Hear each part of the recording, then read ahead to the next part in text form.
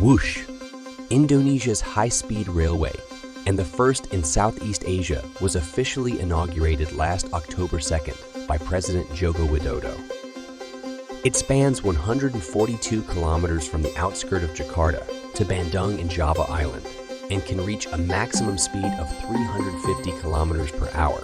The $7.3 billion high-speed railway is expected to boost investment and employment for enterprises along its route.